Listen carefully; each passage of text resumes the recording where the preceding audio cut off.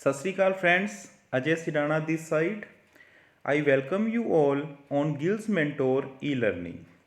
Static GK की जो series आप स्टार्ट की हुई है उस ये एक स्पैशल सरप्राइज़ है या ये कह लो कि ये एक जड़ी बूटी है, क्योंकि इस लैक्चर का या इस वीडियो का बड़ा लंबा असर होने वाला है। अगर मैं टॉपिक बारे गल करा तो टॉपिक है static GK related with burning issues which is essential for each and every government job aspirant. सिर्फ गवर्नमेंट जॉब एस्पायरेंट नहीं, मैं तो ये भी कहूँगा कि जो भी पर्सन, जो भी शख्स जनरली अवेयर रहना चाहता है what are happening around us, जो भी अपने आसे पासे हो रहा है उनके बारे अगर वो अवेयर होना चाहता है कि वो की चीज़ है, उनके बारे की नॉलेज है, तो उस लिए ये वीडियो है। मैं ये दावा करदा दोस्तों कि इस टॉपिक की ते इस तरह की वीडियो तुहानू अपनी लैंग्वेज दे विच यूट्यूब ते तां नहीं मिलेगी। सो दोस्तों, कंप्लीट देखनी है वीडियो पूरे इंटरस्ट दे नाल, ते जिवें मैं कहना कि नोट्स तो बनाने ही है। तुसीं एक बारी वीडियो नू देखो, उस तो बाद PDF चों या दोबारा वीडियो चों तुसीं उन्हां दे अगर नोट्स बनाते हो तां ही तुहानू उस दा जो मेन बेनीफिट है वो मिलता है टॉपिक का। So let us start the topic static GK related with burning issues. इस वीडियो च आपां मई फस्ट वीक की गल करांगे। हर संडे ये वीडियो आया करेगी जिस बारे मैं थोनू लास्ट ते दसूँगा। So before going to the main topic थोनू एक की दसना चाहूँगा, जिमें कि आप फस्ट वीडियो के डिस्कस किया सी कि मैं थोनू आने वाली वीडियोज़ दसूँगा कि GS GK ते GA दे विच की डिफरेंस होंदा है। तुसी देखिया होएगा जिस भी वैकेंसी का तुसी फॉर्म भरिया है या जिस भी लेवल का तुसी एग्जाम दिन्ने हो उनके सिलेबस के विच 3 टर्म चो कोई एक टर्म लिखी होंदी है। सो अज आप इत्थे डिस्कस करांगे कि इन्हां दा पर्पज़ की है, की मतलब होंदा है। GS का मतलब है दोस्तों जरनल स्टडी। जनरल स्टडी तो की भाव है, जनरल स्टडी का means very deep and broad knowledge of specific subject. General study जो है इहदे कुछ स्पैसीफिक सब्जैक्ट होंगे है, स्पैसीफिक सब्जैक्ट जिन्हां दी डीपेस्ट नॉलेज थोनू होनी चाहिए है। एंड स्पैशली जो जनरल स्टडी है वो सब्जैक्टिव वाल नू ज़्यादा जाती है। जो सब्जैक्टिव एग्जाम होंगे है उनके थोड़े तो कुछ सब्जैक्ट्स जो है वो चूज़ करवाए जाते हैं एंड उन्होंने सब्जैक्ट्स की थोनू डीप तो डीपेस्ट नॉलेज जो है वो होनी चाहिए है। That is known as general study. ये मेनली IAS PCS इस तरह के जो एग्जाम है उन्होंने जनरल स्टडी की टर्म यूज़ की जाती है। दूसरा है दोस्तों जरनल नॉलेज। ये जरनल नॉलेज की चीज़ है। जनरल स्टडी ते जनरल नॉलेज ये डिफरेंस है। जनरल नॉलेज जी नॉलेज है knowledge about wide range of subject rather than deep concept. Subject उही होंगे लेकिन रेंज ज़्यादा हो जाएगी। हर सब्जैक्ट की थोनू जो है ब्रीफ नॉलेज होनी चाहिए है ताकि तुसी उस सब्जैक्ट के शॉर्ट जो क्वेश्चनस है उन्होंने हल कर सको। इहदे साइंस भी इंक्लूडिड होंदी है, बाकी तो सब्जैक्ट्स है ही है। So short question of wide range of subject, तो ये चीज़ है। हुण मेन गल आती है फ्रेंड्स जनरल अवेयरनैस। जो अज के दौरान के जो एग्जाम है उन्होंने सब तो इंपोर्टेंट पार्ट रहिंदा है जनरल अवेयरनैस। ये जनरल अवेयरनैस की है, जिवें कि नेम तो ही पता लग रहा है कि एक परसन जनरली कितना अवेयर है। जनरली तो भाव कि general daily routine topics awareness about what is happening around us. जो भी एक शख्स के आस पास या अपने वर्ल्ड के विच हो रहा है, फिर वो चाहे जियोग्राफी नाल रिलेटिड है, किसी लोकेशन नाल रिलेटिड है, फिर वो चाहे तुसीं ये कह लो कि इनटेंजिबल कल्चर नाल रिलेटिड है, हिस्टरी नाल रिलेटिड है, एनवायरनमेंट नाल रिलेटिड है, साइंस नाल रिलेटिड है, उनके बारे अवेयर होना means knowledge based on the events which are happening around us. जिमें कि इस टाइम अगर आप गल करिए करोना की महामारी चल रही है, करोना बारे गल करनी, जिहड़े देश प्रभावित हो रहे हैं उन्हां बारे डिस्कस करना। मीनस कहने का मतलब एक चीज़ देखो, ਸਟੈਟਿਕ ਜੀਕੇ ਦੇ ਬਹੁਤ ਸਾਰੇ ਟੌਪਿਕ ਹੁੰਦੇ ਆ, ਜਿਵੇਂ ਕਿ ਆਪਾਂ ਆਉਣ ਵਾਲੀਆਂ ਵੀਡੀਓਜ਼ ਦੇ ਵਿੱਚ 1 ਬਾਏ 1 ਸਾਰੇ ਡਿਸਕਸ ਕਰਾਂਗੇ। ਤਕਰੀਬਨ ਅਗਰ ਮੈਂ ਕਹਾਂ ਤਾਂ 100 ਦੇ ਕਰੀਬ ਟੌਪਿਕ ਹੁੰਦੇ ਆ। ਲੇਕਿਨ ਐਗਜ਼ਾਮੀਨਰ, ਤੁਸੀਂ ਕਦੇ ਇਹ ਸੋਚੋ, ਮੈਂ ਹੁਣ ਆਪਣਾ ਇੱਕ ਮੇਨ ਚੀਜ਼ ਤੁਹਾਨੂੰ ਦੱਸਦਾ ਅਗਲੇ 2 ਮਿੰਟ ਦੇ ਵਿੱਚ, ਕਦੇ ਤੁਸੀਂ ਇਹ ਸੋਚਿਆ ਕਿ ਐਗਜ਼ਾਮੀਨਰ ਐਗਜ਼ਾਮ ਦੇ ਵਿੱਚ ਕੁਐਸਚਨ ਕਿਸ ਤਰ੍ਹਾਂ ਸੋਚ ਕੇ ਪਾਉਂਦੇ ਹੋਣਗੇ, ਕਿਸ ਤਰ੍ਹਾਂ ਪਾਉਂਦੇ ਆ ਕੁਐਸਚਨ। ਸੋ ਅਗਰ ਆਪਾਂ, ਜਿਵੇਂ ਮੈਂ ਤੁਹਾਨੂੰ ਪਹਿਲੀ ਵੀਡੀਓ 'ਚ ਦੱਸਿਆ ਸੀ ਕਿ ਪਿਛਲੇ 5-7 ਸਾਲਾਂ ਤੋਂ ਅਸੀਂ ਬਹੁਤ ਸਾਰੇ ਐਗਜ਼ਾਮ ਜੋ ਹੈ ਓਬਜ਼ਰਵ ਕੀਤੇ ਆ ਕਿ ਕਿੱਦਾਂ ਦੇ ਕੁਐਸਚਨ ਬਣਾਏ ਜਾ ਰਹੇ ਹੈ। ਸੋ ਮੈਂ ਕੁਝ ਐਗਜ਼ਾਮਪਲ ਦਊਂਗਾ ਤੁਹਾਨੂੰ ਇਹਦੇ ਵਿੱਚ, ਕਿ ਜਿੱਦਾਂ ਕਿ ਲਾਸਟ ਈਅਰ ਆਪਾਂ ਐਗਜ਼ਾਮ ਦੀ ਗੱਲ ਕਰੀਏ, ਜੋ ਅਕਤੂਬਰ ਨਵੰਬਰ ਦੇ ਵਿੱਚ ਸਪੈਸ਼ਲੀ ਪੰਜਾਬ ਦੇ ਵਿੱਚ ਐਗਜ਼ਾਮ ਹੋਏ, ਕੁਐਸਚਨ ਪੁੱਛੇ ਗਏ ਟੀਪੂ ਸੁਲਤਾਨ ਬਾਰੇ। ਨੋ ਡਾਊਟ ਹਿਸਟਰੀ 'ਚੋਂ ਕੁਝ ਵੀ ਪੁੱਛਿਆ ਜਾ ਸਕਦਾ ਹੈ, ਲੇਕਿਨ ਕਿੱਦਾਂ ਦੇ ਕੁਐਸਚਨ ਆਉਂਦੇ ਹੈ। ਫੋਰ ਐਗਜ਼ਾਮਪਲ ਐਂਗਲੋ ਕਾਰਨੈਟਿਕ ਵਾਰਸ ਤਾਂ ਹੈ ਹੀ ਹੈ ਟੀਪੂ ਸੁਲਤਾਨ ਦੇ, ਲੇਕਿਨ ਉਦੋਂ ਹੀ ਕਿਉਂ ਪੁੱਛੇ ਗਏ? ਕਿਉਂਕਿ ਕਰਨਾਟਕਾ ਦੇ ਵਿੱਚ ਹਰ ਸਾਲ ਇੱਕ ਇਸ਼ੂ ਹੁੰਦਾ ਹੈ ਕਿ ਟੀਪੂ ਸੁਲਤਾਨ ਦੀ ਜਯੰਤੀ ਬਣਾਈ ਜਾਵੇ ਜਾਂ ਨਾ ਬਣਾਈ ਜਾਵੇ, ਹੈ ਨਾ। ਉਸ ਤੋਂ ਬਾਅਦ ਇੱਕ ਕੁਐਸਚਨ ਪੁੱਛਿਆ ਗਿਆ, state animal of Manipur. No doubt ਆਪਾਂ ਸਟੇਟ ਦੀ ਜੀਕੇ ਕਰਦੇ ਹਾਂ, ਲੇਕਿਨ ਸਪੈਸ਼ਲੀ ਸਟੇਟ ਐਨੀਮਲ ਤਾਂ ਪੁੱਛਿਆ ਗਿਆ ਕਿਉਂਕਿ ਮਨੀਪੁਰ ਦੇ ਵਿੱਚ ਸੰਗਾਈ ਫੈਸਟੀਵਲ ਮਨਾਇਆ ਗਿਆ ਸੀ, ਤਾਂ ਸੰਗਾਈ ਜਿਹੜਾ ਜਾਨਵਰ ਹੈ ਉਹ ਮਨੀਪੁਰ ਦਾ ਸਟੇਟ ਐਨੀਮਲ ਹੈ। ਇਸੇ ਤਰ੍ਹਾਂ ਪਿਛਲੇ ਮੰਥ ਇੱਕ ਚੀਜ਼ ਆਈ, ਅਗਰ ਆਪਾਂ ਅਗਲੇ ਟੌਪਿਕਸ ਦੀ ਗੱਲ ਕਰੀਏ, ਇੱਕ ਆਈ ਕਿ 13th major port of India Vadhavan port Maharashtra ਦੇ ਵਿੱਚ ਇਨੋਗ੍ਰੇਟ ਕੀਤਾ ਗਿਆ। ਸੋ ਆਪਣੇ ਲਈ ਕੀ ਟੌਪਿਕ ਬਣ ਜਾਂਦਾ ਹੈ, ਜੋ ਟੌਪਿਕ ਆਪਾਂ ਆਉਣ ਵਾਲੇ ਟੌਪਿਕਸ ਦੇ ਦੌਰਾਨ ਜਾਂ ਲੈਕਚਰਸ ਦੇ ਦੌਰਾਨ ਕਰਾਂਗੇ ਵੀ, ਕਿ what are the majors and minor port of India. So ਇੱਦਾਂ ਦੇ ਟੌਪਿਕਸ ਆਉਂਦੇ ਆ। ਈਵਨ ਜਿਨ੍ਹਾਂ ਨੇ ਐਗਜ਼ਾਮ ਦਿੱਤੇ ਆ ਉਹਨਾਂ ਨੂੰ ਇਹ ਵੀ ਪਤਾ ਹੈ ਕਿ ਸਾਇੰਸ ਦੇ ਜੋ ਕੁਐਸਚਨ ਹੈ ਨਾ, ਸਾਇੰਸ ਦੇ ਕੁਐਸਚਨ ਵੀ ਮੇਨਲੀ ਜੋ ਕਰੰਟ ਇਵੈਂਟਸ ਹੋ ਰਿਹਾ ਉਹਨਾਂ ਦੇ ਬੇਸ ਦੇ ਉੱਪਰ ਬਣਦੇ ਆ। ਸੋ ਦੋਸਤੋ, ਹੁਣ ਆਪਾਂ ਟੌਪਿਕ ਵੱਲ ਚੱਲਦੇ ਹਾਂ। ਇਸ ਤਰ੍ਹਾਂ ਦੀ ਗੱਲ ਆਪਾਂ ਹਰ ਸੰਡੇ ਜਦੋਂ ਵੀ ਇਹ ਵੀਡੀਓ ਹੋਏਗੀ ਤੁਹਾਨੂੰ ਕਰਦੇ ਰਹਾਂਗੇ, ਹੋਰ ਵੀ ਐਗਜ਼ਾਮਪਲ ਦੇਵਾਂਗੇ ਕਿ ਕਿਸ ਤਰ੍ਹਾਂ ਦੇ ਕੁਐਸਚਨ ਜੋ ਹੈ ਉਹ ਐਗਜ਼ਾਮ 'ਚ ਬਣਦੇ ਆ। ਸੋ ਕੀ ਬਰਨਿੰਗ ਇਸ਼ੂ ਰਹੇ ਮਈ ਦੇ ਪਹਿਲੇ ਵੀਕ ਦੇ ਦੌਰਾਨ? 10 ਇਸ਼ੂ ਆਪਾਂ ਇਹਦੇ ਵਿੱਚ ਡਿਸਕਸ ਕਰਾਂਗੇ 1 by 1, like 1 nation 1 ration card, ਤੁਸੀਂ ਦੇਖ ਸਕਦੇ ਹੋ 5 ਸਕਿੰਟ ਲਈ। NAM summit, Petersberg dialogue, GI tags, Vizag gas leak, ਤੋਮਾਨ, cooperative banks under SARFAESI act, NASA, DRDO, Vande Bharat and Samudra Setu mission. Difference ਸਮਝਣਾ ਹੈ ਦੋਸਤੋ ਤੁਸੀਂ, ਡਿਫਰੈਂਸ ਹੋ ਸਕਦਾ ਹੈ ਤੁਸੀਂ ਇਹ ਸਾਰੇ ਟੌਪਿਕ 1 ਲਾਈਨਰ ਜਾਂ ਤੁਸੀਂ ਇਹਦੇ 'ਚ ਨਿਊਜ਼ਪੇਪਰ 'ਚ ਜਾਂ ਕਰੰਟ ਅਫੇਅਰ 'ਚ ਪੜ੍ਹੇ ਹੋਣ, ਲੇਕਿਨ ਇਸ ਵੀਡੀਓ ਦੇ ਵਿੱਚ ਆਪਾਂ ਉਹਨੂੰ ਦੂਸਰੇ ਐਂਗਲ ਤੋਂ ਲਵਾਂਗੇ। ਆਪਾਂ ਲਵਾਂਗੇ ਸਟੈਟਿਕ ਜੀਕੇ ਦੇ ਐਂਗਲ ਤੋਂ, ਕਿ ਜੋ ਚੀਜ਼ ਹੋ ਰਹੀ ਹੈ ਉਹ ਕਿਉਂ ਹੋ ਰਹੀ ਹੈ। ਤੁਹਾਨੂੰ ਮੈਂ ਪਹਿਲੀ ਵੀਡੀਓ ਦੇ ਵਿੱਚ ਦੱਸਿਆ ਸੀ ਕਿ ਆਪਾਂ ਡਿਸਕਸ ਕਰਾਂਗੇ ਵਾਈ, ਪਹਿਲਾਂ ਕਦੋਂ ਹੋਇਆ ਸੀ ਇਹ, ਹੈ ਨਾ। ਤਾਂ ਉਹਦੇ ਨਾਲ ਰਿਲੇਟਿਡ ਜੋ ਸਟੈਟਿਕ ਟਰਮਸ ਹੈ ਉਹ ਆਪਾਂ ਇਸ ਵੀਡੀਓ ਦੇ ਵਿੱਚ ਡਿਸਕਸ ਕਰਾਂਗੇ। ਸੋ ਚਲਦੇ ਹਾਂ ਆਪਾਂ ਡਿਟੇਲ ਦੇ ਵਿੱਚ, ਜਿਵੇਂ ਕਿ ਲਿਖਿਆ ਹੈ static GK and information about the issues in detail. First topic ਦੋਸਤੋ, ਫਸਟ ਟੌਪਿਕ ਹੈ ONORC। ਕੀ ਮਤਲਬ ਹੈ ONORC ਦਾ? ਕਿ ਨਿਊਜ਼ ਰਹੀਆਂ, ਨਿਊਜ਼ਪੇਪਰ ਦੇ ਵਿੱਚ ਨਿਊਜ਼ ਆਈ 5 more states under ONORC scheme. ONORC scheme ਕੀ ਹੈ? 1 nation 1 ration card. Ration card ਆਪਾਂ ਸਭ ਨੂੰ ਪਤਾ ਹੈ ਕੀ ਹੈ ਰਾਸ਼ਨ ਕਾਰਡ। ਜਿਵੇਂ ਮੋਬਾਈਲ ਨੰਬਰ ਪੋਰਟੇਬਿਲਿਟੀ ਹੁੰਦੀ ਹੈ ਨਾ, ਕਿ ਪਹਿਲਾਂ ਆਪਾਂ company to company portability allow ਕੀਤੀ ਟੈਲੀਕਾਮ ਡਿਪਾਰਟਮੈਂਟ ਨੇ, ਦੈਨ ਉਹਨਾਂ ਨੇ ਸਟੇਟ ਟੂ ਸਟੇਟ ਵੀ ਨੰਬਰ ਪੋਰਟ ਹੋ ਸਕਦਾ ਹੈ। ਉਸੇ ਤਰ੍ਹਾਂ ਰਾਸ਼ਨ ਕਾਰਡ ਤੁਸੀਂ ਦੇਖਦੇ ਹੋਵੋਗੇ ਆਪਣੇ ਆਸ-ਪਾਸ ਕੁਛ ਅਦਰ ਸਟੇਟ ਦੇ ਜੋ ਹੈ ਉਹ ਚਾਹੇ ਲੇਬਰ ਹੈ ਜਾਂ ਕੋਈ ਵਰਕਰ ਹੈ ਨਾ, ਜਾਂ ਕੋਈ ਬਿਜ਼ਨਸ ਪਰਪਸ ਲਈ ਇੱਧਰ ਆਪਣੀ ਸਟੇਟ ਦੇ ਵਿੱਚ ਆਏ ਹੋਏ ਹੈ, ਜਾਂ ਆਪਣੀ ਸਟੇਟ ਦੇ ਲੋਕ ਕਿਸੇ ਹੋਰ ਸਟੇਟ 'ਚ ਗਏ ਹੋਏ ਹੈ, ਤਾਂ ਉਹਨਾਂ ਨੂੰ ਇਸ ਤਰ੍ਹਾਂ ਦੀ ਦਿੱਕਤ ਆਉਂਦੀ ਹੈ ਕਿ ਉਹ ਕਹਿੰਦੇ ਆ ਕਿ ਸਾਨੂੰ ਰਾਸ਼ਨ ਨਹੀਂ ਮਿਲ ਸਕਦਾ ਜੋ ਸਰਕਾਰ ਪੋਲਿਸੀਜ਼ ਦਿੰਦੀ ਹੈ।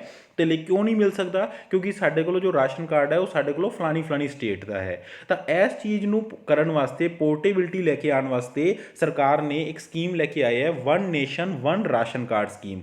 ਨਿਊਜ਼ ਜਿਵੇਂ ਮੈਂ ਤੁਹਾਨੂੰ ਦੱਸ ਰਿਹਾ, ਨਿਊਜ਼ ਕੀ ਰਹੀ ਕਿ 5 more states under ONORC scheme. ਉਹ 5 ਸਟੇਟਸ ਕਿਹੜੀਆਂ ਹੈ? UP, Bihar, Punjab, Himachal Pradesh, Dadra and Nagar Haveli, Daman and Diu. ਤੁਸੀਂ ਕਹੋਗੇ ਕਿ ਇਹ ਤਾਂ 6 ਹੈ, ਲੇਕਿਨ ਦੋਸਤੋ ਪਿਛਲੇ ਸਾਲ ਲਾਸਟ ਤੇ ਜੋ Dadra and Nagar Haveli and Daman and Diu, ਇਹਨਾਂ ਦੋਨਾਂ ਨੂੰ ਇਕੱਠਾ ਕਰਕੇ ਇੱਕ ਯੂਨੀਅਨ ਟੈਰੀਟਰੀ ਬਣਾਤੀ ਹੈ। ਠੀਕ ਹੈ। ਸੋ ਹੁਣ ਇਸ ਦੇ ਦੌਰਾਨ ਟੋਟਲ ਸਟੇਟਸ ਕਿੰਨੀਆਂ ਹੋ ਗਈਆਂ ਇਸ ਸਕੀਮ ਦੇ ਵਿੱਚ? 17। जो पहलियां 12 स्टेट सी वो ऐड कीतियां गईयां सी एक 2020 ਦੇ ਵਿੱਚ एक 2020 ਨੂੰ 12 ਸਟੇਟਸ ਐਡ ਕੀਤੀਆਂ ਗਈਆਂ ਜਿਨ੍ਹਾਂ ਵਿੱਚ ਹਰਿਆਣਾ ਰਾਜਸਥਾਨ ਆਂਧਰ ਪ੍ਰਦੇਸ਼ ਵਗੈਰਾ ਸੀ। ਹੁਣ ਜਿਹੜੀਆਂ 5 ਹੋਰ ਸਟੇਟ ਐਡ ਕੀਤੀਆਂ ਗਈਆਂ ਕਿਉਂਕਿ ਜੋ ਇਹਦਾ ਟਾਰਗੇਟ ਹੈ ਉਹ ਟਾਰਗੇਟ ਹੈ 1 ਜੂਨ 2020। 1 ਜੂਨ 2020 ਨੂੰ ਸਰਕਾਰ ਇਹ ਚਾਹ ਰਹੀ ਹੈ ਕਿ ਇਹ ਸਕੀਮ ਨੂੰ ਪੂਰੀ ਤਰ੍ਹਾਂ ਲਾਗੂ ਕਰ ਦਿੱਤਾ ਜਾਵੇ। ਕੀ ਹੈ ਇਹ ਪੋਰਟੇਬਿਲਿਟੀ, ਜਿਵੇਂ ਮੈਂ ਤੁਹਾਨੂੰ ਦੱਸਿਆ ਇਹ ਸਕੀਮ ਕਦੋਂ ਲਾਗੂ ਹੋਈ। ਪਹਿਲਾਂ ਅਸੀਂ ਇਹ ਦੇਖੋ ਕਿ ਕਦੋਂ ਇਹ ਸਕੀਮ ਜਦੋਂ ਸੋਚੀ ਗਈ ਉਹ ਹੈ 2019। ਐਕਟ ਕਿਹੜਾ ਸੀ 2019। Portability of food security benefit across the country, ਕੀ ਲਿਆਉਣ ਵਾਸਤੇ portability of food security benefit around across the country. ਕਿ ਐਕਟ ਕਿਹੜਾ ਰਿਲੇਟ ਕਰਦਾ ਹੈ ਫੂਡ ਸਿਕਿਉਰਿਟੀ ਐਕਟ 2019। ਕਿਉਂ ਕੀਤਾ ਗਿਆ, ਕਿਉਂ ਚੀਜ਼ ਇਹ ਸੋਚ ਰਿਹਾ ਹੈ ਕਿਉਂਕਿ ਇਹਦਾ ਸਿਗਨੀਫਿਕੈਂਸ ਕੀ ਹੈ ਕਿ ਜੋ 2019 ਦੇ ਵਿੱਚ ਗਲੋਬਲ ਹੰਗਰ ਇੰਡੈਕਸ GHI ਇੱਥੇ ਲਿਖਿਆ ਹੋਇਆ ਹੈ, ਗਲੋਬਲ ਹੰਗਰ ਇੰਡੈਕਸ ਦੇ ਅਕੋਰਡਿੰਗ ਇੰਡੀਆ ਦਾ ਜੋ ਰੈਂਕ ਆਇਆ ਉਹ ਬਹੁਤ ਹੀ, ਮੈਂ ਇਹ ਪੂਅਰ ਹੀ ਕਹੂੰਗਾ ਕਿ ਪੂਅਰ ਰੈਂਕ ਸੀ। 102 ਰੈਂਕ ਅਮੰਗ 117 ਕੰਟਰੀਜ਼। 117 ਕੰਟਰੀਜ਼ ਚੋਂ 102 ਰੈਂਕ ਆਇਆ ਇੰਡੀਆ ਦਾ ਗਲੋਬਲ ਹੰਗਰ ਇੰਡੈਕਸ ਦੇ ਵਿੱਚ। ਸੋ ਇਸ ਤਰ੍ਹਾਂ ਦੀਆਂ ਸਕੀਮਸ, ਇਸ ਤਰ੍ਹਾਂ ਦੀਆਂ ਜੋ ਹੈ ਵੈਲ ਵਿਸ਼ਿੰਗ ਸਕੀਮਸ ਇਹ ਬੜੀਆਂ ਜ਼ਰੂਰੀ ਹੋ ਜਾਂਦੀਆਂ। ਸੋ ਇੱਥੇ ਮੈਂ ਤੁਹਾਨੂੰ ਦਿਖਾਇਆ ਹੋਇਆ 1 ਨੇਸ਼ਨ 1 ਰਾਸ਼ਨ ਕਾਰਡ। ਸੋ ਇੱਕ ਚੀਜ਼ ਹੋਰ ਤੁਸੀਂ ਯਾਦ ਰੱਖਣਾ ਹੈ ਕਿ ਕਮੈਂਟ ਬਾਕਸ ਵਿੱਚ ਦੱਸੋ who is the related minister. ਇਹਦੇ ਮਿਨਿਸਟਰ ਕੌਣ ਹੈ, ਫੂਡ ਐਂਡ ਪਬਲਿਕ ਡਿਸਟ੍ਰੀਬਿਊਸ਼ਨ। ਤੁਸੀਂ ਇਹਦੇ 'ਚ ਨਾ ਦੋ ਚੀਜ਼ਾਂ ਯਾਦ ਰੱਖਣੀਆਂ ਇਸ ਖਬਰ ਨਾਲ ਰਿਲੇਟਿਡ। ਇੱਕ ਯਾਦ ਰੱਖਣਾ ਹੈ PDS ਕੀ ਹੁੰਦਾ, PDS। ਇੱਕ ਹੁੰਦਾ POS ਕੀ ਹੁੰਦਾ, POS। PDS ਕੀ ਹੈ ਪਬਲਿਕ ਡਿਸਟ੍ਰੀਬਿਊਸ਼ਨ ਸਿਸਟਮ। ਡਿਪੂ ਹੁੰਦੇ ਆ ਨਾ ration depot, public distribution system, ਉਹਨਾਂ ਨੂੰ PDS ਕਿਹਾ ਜਾਂਦਾ ਹੈ। PDS ਦੇ ਉੱਪਰ ਇਹ ਰਾਸ਼ਨ ਦਿੱਤਾ ਜਾਏਗਾ, POS ਮਸ਼ੀਨਾਂ ਨਾਲ ਦਿੱਤਾ ਜਾਏਗਾ, ਪੁਆਇੰਟ ਆਫ ਸੇਲ। ਆਪਾਂ ਜਾਣਦੇ ਹਾਂ ਨਾ ਮੋਲ ਵਗੈਰਾ 'ਚ ਜਾਂ ਕਿਸੇ ਅੱਜ ਕੱਲ੍ਹ ਸ਼ੋਪਸ ਦੇ ਉੱਪਰ ਜਦੋਂ ਆਪਾਂ ਕਾਰਡ ਯੂਜ਼ ਕਰਦੇ ਹਾਂ ਤਾਂ ਉਹਨਾਂ ਕੋਲ ਜਿਹੜੀ ਮਸ਼ੀਨ ਹੈ ਉਹਨੂੰ ਕਹਿੰਦੇ ਆ ਪੁਆਇੰਟ ਆਫ ਸੇਲ ਮਸ਼ੀਨ। ਸਾ ਇਹਦੇ ਵਿੱਚ ਵੀ point of sale machine Aadhaar enabled payment system ਜਿਹਦੇ 'ਚ ਕਿ ਜੋ ਬੈਨੀਫਿਸ਼ਰੀ ਹੈ ਉਹਦਾ ਅੰਗੂਠਾ ਵਗੈਰਾ ਲਗਵਾਇਆ ਜਾਂਦਾ ਹੈ ਤਾਂ ਉਹ ਚੀਜ਼ ਹੈ। ਬਟ ਤੁਸੀਂ ਕਮੈਂਟ ਬਾਕਸ ਵਿੱਚ ਦੱਸੋ ਕਿ who is the related minister, who is the minister of food and public distribution. ਕੌਣ ਹੈ, ਹੀ ਇਜ਼ ਰਾਮ ਵਿਲਾਸ ਪਾਸਵਾਨ। ਹਰਸਿਮਰਤ ਕੌਰ ਬਾਦਲ ਜੀ ਨਹੀਂ ਕਹਿ ਦੇਣਾ। ਹਰਸਿਮਰਤ ਕੌਰ ਬਾਦਲ ਜੋ ਮੈਡਮ ਹੈ ਉਹ ਫੂਡ ਪ੍ਰੋਸੈਸਿੰਗ ਇੰਡਸਟਰੀ ਦੇ ਹੈ, ਬਟ ਅਗਰ ਆਪਾਂ ਗੱਲ ਕਰੀਏ ਫੂਡ ਐਂਡ ਪਬਲਿਕ ਡਿਸਟ੍ਰੀਬਿਊਸ਼ਨ ਉਹ ਹੈਗੇ ਹੈ ਰਾਮ ਵਿਲਾਸ ਪਾਸਵਾਨ। ਸੋ ਦੇਖੋ ਦੋਸਤੋ ਪਹਿਲੀ ਖਬਰ ਦੇ ਵਿੱਚ ਹੀ ਆਪਾਂ ਇੱਕ ਇੱਕ ਚੀਜ਼ ਜੋ ਰਿਲੇਟ ਕਰਦੀ ਹੈ। ਜਿਵੇਂ ਮੈਂ ਤੁਹਾਨੂੰ ਦੱਸਿਆ ਕਿ ਕੁਝ ਟੌਪਿਕ ਇੱਦਾਂ ਦੇ ਹੈ ਜਿਨ੍ਹਾਂ ਦਾ ਅਸਰ ਆਉਣ ਵਾਲੇ 6 ਮਹੀਨੇ ਸਾਲ ਤੱਕ ਰਹਿੰਦਾ ਹੈ। ਡਿਫਰੈਂਸ ਹੈ ਥੋੜਾ ਜਿਹਾ, ਇੱਕ ਹੁੰਦੇ ਆ ਕਰੰਟ ਅਫੇਅਰ, ਉਹ ਕਰੰਟ ਅਫੇਅਰ ਦਾ ਅਸਰ ਥੋੜਾ ਘੱਟ ਰਹਿੰਦਾ ਹੈ, 2 ਮਹੀਨੇ 3 ਮਹੀਨੇ ਤੱਕ ਰਹਿੰਦਾ ਹੈ। ਲੇਕਿਨ ਉਹਨਾਂ ਹੀ ਕਰੰਟ ਅਫੇਅਰ ਚੋਂ ਕੁਝ ਇੱਦਾਂ ਦੇ ਸਟੈਟਿਕ ਟੌਪਿਕ ਨਿਕਲਦੇ ਹੈ ਜਿਨ੍ਹਾਂ ਦਾ ਅਸਰ ਲੌਂਗ ਟਰਮ ਤੱਕ ਰਹਿੰਦਾ ਹੈ ਤੇ ਉਹਦੇ ਤੇ ਰਿਲੇਟ ਕੁਐਸਚਨ ਜੋ ਹੈ ਉਹ ਆਉਂਦਾ ਹੈ। ਹੁਣ ਇਹਦੇ ਚੋਂ ਨੋ ਡਾਊਟ ਆਪਾਂ ਬਾਕੀ ਦੀ ਸਟੈਟਿਕ ਜੀਕੇ ਸਾਰੀ ਬੁੱਕਸ ਚੋਂ ਕਰ ਸਕਦੇ ਹਾਂ, ਲੇਕਿਨ ਬੁੱਕਸ ਚੋਂ ਉਹ ਸਪੈਸੀਫਿਕਲੀ ਉਹਨਾਂ ਬਾਰੇ ਲੱਭਣਾ ਇਹ ਥੋੜਾ ਜਿਹਾ ਟਫ ਹੈ। ਤਾਂ ਕਰਕੇ ਮੈਂ ਤੁਹਾਨੂੰ ਕਹਿ ਰਿਹਾ ਕਿ ਇਹ ਵੀਡੀਓ ਇੱਦਾਂ ਦੀ ਵੀਡੀਓ ਹਰ ਵੀਕ ਤੁਹਾਡੇ ਲਈ ਇੱਕ ਜੜੀ ਬੂਟੀ ਦਾ ਕੰਮ ਕਰੇਗੀ, ਕਿਉਂਕਿ ਆਪਾਂ ਸਟੈਟਿਕ ਜੀਕੇ ਕਰਾਂਗੇ ਲੇਟੈਸਟ ਟੌਪਿਕ ਦੇ 1 by 1। Okay, next is very important non aligned movement summit. Non aligned means ਆਪਾਂ ਸਟਾਰਟਿੰਗ ਤੋਂ SS ਦੀਆਂ ਬੁੱਕਸ ਚੋਂ ਆਪਾਂ ਪੜ੍ਹਦੇ ਆ ਰਹੇ ਹਾਂ ਗੁੱਟ ਨਿਰਪੇਖਤਾ। ਆਪਾਂ ਕਹਿੰਦੇ ਹਾਂ ਕਿ ਭਾਰਤ ਜੋ ਹੈ ਉਹ ਗੁੱਟ ਨਿਰਪੇਖ ਰਿਹਾ ਆਪਣੀ ਆਜ਼ਾਦੀ ਤੋਂ ਬਾਅਦ। ਗੁੱਟ ਨਿਰਪੇਖ ਕੀ ਹੈ, NAM ਨੋਨ ਅਲਾਈਨਡ ਮੂਵਮੈਂਟ। ਇਹ ਕਿਉਂ ਇਸ ਵੀਕ ਦੇ ਵਿੱਚ ਰਹੀ ਬਰਨਿੰਗ ਇਸ਼ੂ ਦੇ ਵਿੱਚ, ਕਿਉਂਕਿ ਐਸੇ ਵੀਕ ਇੱਕ ਸਮਿਟ ਹੋਈ। ਹੁਣ ਆਪਾਂ ਇਹ ਕਹਿ ਸਕਦੇ ਹਾਂ ਕਿ ਸਰ ਸਾਰਾ ਤਾਂ ਲੋਕਡਾਊਨ ਹੈ, ਸਭ ਕੁਝ ਬੰਦ ਹੈ। ਯੈਸ, ਕਰੋਨਾ ਦੀ ਮਹਾਮਾਰੀ ਦੇ ਚਲਤੇ ਸਭ ਕੁਝ ਬੰਦ ਹੈ, ਲੇਕਿਨ ਪੂਰੇ ਦੇ ਪੂਰੇ ਵਿਸ਼ਵ ਨੂੰ ਉਹਨਾਂ ਨੇ ਕੰਟੈਂਟ ਕਰਨੀ ਮੋੜਤਾ। ਹਰ ਚੀਜ਼, ਜਿਵੇਂ ਹੁਣ ਆਪਾਂ ਵੀ ਇਸ ਟਾਈਮ ਵੀਡੀਓ ਕਰ ਰਹੇ ਹਾਂ, ਕੰਟੈਂਟ ਕਰ ਰਹੇ ਹਾਂ, ਤਾਂ ਜੋ ਈਵਨ ਜੋ ਸਾਰੀਆਂ ਸਮਿਟਸ ਹੈ ਉਹ ਵੀ ਸਮਿਟਸ ਹੋ ਰਹੀਆਂ। ਸੋ ਇਸ ਜੋ ਸਮਿਟ ਹੈ ਜੋ ਇਸ ਵੀਕ ਹੋਈ ਉਹ ਹੈ ਨੋਨ ਅਲਾਈਨਡ ਮੂਵਮੈਂਟ ਸਮਿਟ। ਇਹ ਸਮਿਟ ਬਾਰੇ PM ਮੋਦੀ ਜੀ ਨੇ ਇਹਨਾਂ ਨੂੰ ਅਟੈਂਡ ਕੀਤਾ। ਨਿਊਜ਼ ਕੀ ਰਹੀ, PM Modi attended virtual NAM summit held from Baku Azerbaijan. So ਸਭ ਤੋਂ ਪਹਿਲਾਂ ਤਾਂ ਆਪਾਂ ਕਰਾਂਗੇ ਕਿ ਇਹ ਨੋਨ ਅਲਾਈਨਡ ਮੂਵਮੈਂਟ ਕੀ ਸੀ।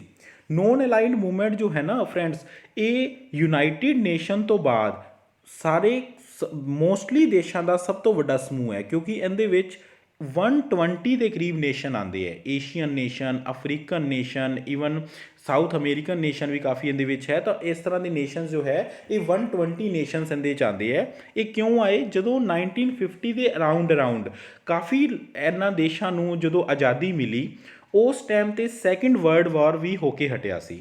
ਸੈਕਿੰਡ ਵਰਲਡ ਵਾਰ ਤੋਂ ਬਾਅਦ ਜੋ ਪੂਰਾ ਵਰਲਡ ਸੀ ਇਹ ਦੋ ਗਰੁੱਪਸ ਦੇ ਵਿੱਚ ਵੰਡ ਰਿਹਾ ਸੀ।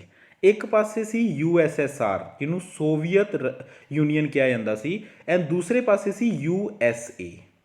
ਇਹਨਾਂ ਦੋਨਾਂ ਦਾ ਗਰੁੱਪ ਬਣ ਰਿਹਾ ਸੀ। ਇੱਕ ਪਾਸੇ USSR, ਦੂਸਰੇ ਪਾਸੇ USA। ਕਾਫੀ ਸਾਰੇ ਦੇਸ਼ਾਂ ਕੋਲ ਇਹ ਆਪਸ਼ਨ ਸੀ ਕਿ ਅਸੀਂ ਕਿਸ ਤਰਫ ਜਾਈਏ, ਲੇਕਿਨ ਬਹੁਤ ਸਾਰੇ ਨੇਸ਼ਨ ਇਸ ਤਰ੍ਹਾਂ ਸੀ ਜੋ ਸਿਰਫ ਤੇ ਸਿਰਫ ਆਪਦੀ ਡਿਵੈਲਪਮੈਂਟ 'ਤੇ ਧਿਆਨ ਦੇਣਾ ਚਾਹੁੰਦੇ ਸੀ।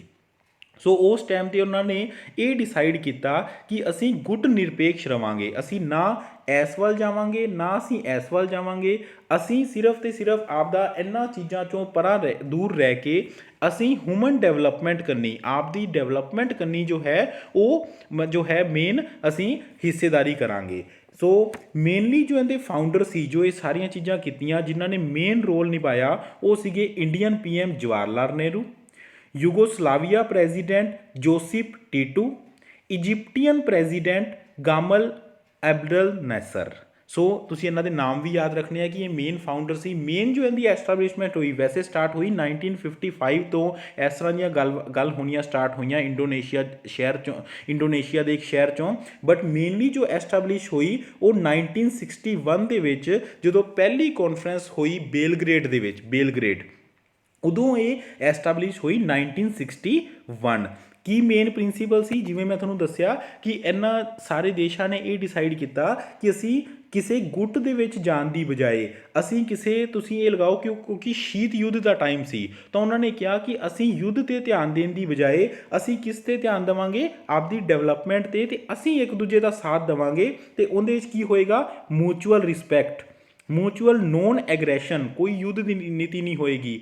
Equality and mutual benefit, mutual non interference in domestic affairs and peaceful ਕੋ ਐਗਜ਼ਿਸਟੈਂਸ। ਜਿਵੇਂ ਕਿ ਹੁਣ ਕਿਹਾ ਗਿਆ ਨਾ, ਜਿਵੇਂ ਕਿ ਲਾਸਟ ਆਪਾਂ ਇਸ ਈਅਰ ਦੇ ਸਟਾਰਟਿੰਗ 'ਤੇ ਆਇਆ ਜੋ ਆਰਟੀਕਲ 370 ਨੂੰ ਇੰਡੀਆ ਨੇ ਜੋ ਹੈ ਉਹ ਰਿਵੋਕ ਕੀਤਾ। ਤਾਂ ਜਦੋਂ ਵਿਸ਼ਵ 'ਚੋਂ ਕੋਈ ਗੱਲਾਂ ਆਉਣ ਲੱਗੀਆਂ ਤਾਂ ਇੰਡੀਆ ਨੇ ਕੀ ਕਿਹਾ ਕਿ ਅਸੀਂ ਕਿਸੇ ਤਰ੍ਹਾਂ ਦੀ ਇੰਟਰਫੇਰੈਂਸ ਬਰਦਾਸ਼ਤ ਨਹੀਂ ਕਰਾਂਗੇ ਜਾਂ ਅਸੀਂ ਇੰਟਰਫੇਰੈਂਸ ਨੂੰ ਨਹੀਂ ਮੰਨਾਂਗੇ। ਉਹੀ ਚੀਜ਼ ਇਹ ਗੁੱਟ ਨਿਰਪੇਖਤਾ ਦੇ ਵਿੱਚ ਸੀ ਕਿ ਅਸੀਂ ਜਾਂ ਇਹਦੇ ਅਧੀਨ ਹੋਣ ਦੀ ਬਜਾਏ ਅਸੀਂ ਆਪਦੀ ਇੱਕ ਮਿਊਚੁਅਲ ਰਿਸਪੈਕਟ, ਆਪਦੀ ਇੱਕ ਮਿਊਚੁਅਲ ਨੋਨ ਐਗਰੈਸ਼ਨ, ਇਕੁਐਲਿਟੀ ਰੱਖਾਂਗੇ ਤਾਂ ਕਿ ਇਹਨਾਂ ਸਾਰੀਆਂ ਚੀਜ਼ਾਂ ਦੀ ਬਜਾਏ ਅਸੀਂ ਕਿਹਦੇ 'ਤੇ ਧਿਆਨ ਦਈਏ? ਆਪਦੀ ਡਿਵੈਲਪਮੈਂਟ 'ਤੇ।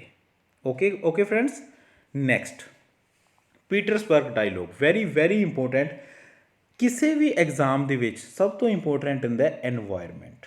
ਵੈਸੇ ਵੀ ਤੁਸੀਂ ਦੇਖੋ ਜਿਸ ਤਰ੍ਹਾਂ ਦੇ ਸੋਸ਼ਲ ਕੋਜ਼ ਰਹਿੰਦੇ ਆ ਨਾ, ਜੋ ਵੀ ਸੋਸ਼ਲ ਪ੍ਰੋਬਲਮਸ ਹੈ, ਚਾਹੇ ਉਹ ਕ੍ਰਾਈਮ ਵੂਮੈਨ ਦੀ ਹੋਵੇ, ਵੂਮੈਨ ਕ੍ਰਾਈਮਸ ਦੀ ਹੋਵੇ, ਵੂਮੈਨ ਦੇ ਪ੍ਰਤੀ ਜੋ ਸੋਸ਼ਲ ਡਿਵੈਲਪਮੈਂਟ ਹੈ ਉਸ ਚੀਜ਼ ਦੀ ਹੋਵੇ, ਜਾਂ ਐਨਵਾਇਰਨਮੈਂਟ ਦੀ ਹੋਵੇ, ਹੈ ਨਾ, ਇੱਦਾਂ ਦੇ ਕੁਐਸਚਨ ਬਣਦੇ ਆ ਸਪੈਸ਼ਲੀ PPSC ਦੇ ਵਿੱਚ। ਕਮੈਂਟਸ ਵਿੱਚ ਆਇਆ ਕਿ ਸਰ PPSC ਦੀ ਤਿਆਰੀ ਕਰਾ ਦਿਓ। ਤਾਂ ਫਰੈਂਡਸ PPSC ਦੀ ਤਿਆਰੀ ਹੀ ਤਾਂ ਕਰਵਾ ਰਹੇ ਆ ਨਾ। ਇਹ ਸਾਰੀਆਂ ਚੀਜ਼ਾਂ ਤੁਸੀਂ ਅਗਰ ਪ੍ਰੀਵੀਅਸ ਈਅਰ ਕੁਐਸਚਨ ਚੱਕ ਕੇ ਦੇਖੋ ਕਿਸੇ ਵੀ ਐਗਜ਼ਾਮ ਦੇ ਵਿੱਚ, ਚਾਹੇ ਉਹ PSPCL ਹੈ, ਚਾਹੇ ਉਹ ਪਟਵਾਰੀ, ਕਾਨੂੰਗੋ, PSSB, ਇੱਦਾਂ ਦੇ ਕੁਐਸਚਨ ਹੀ ਪੁੱਛੇ ਜਾਂਦੇ ਹੈ।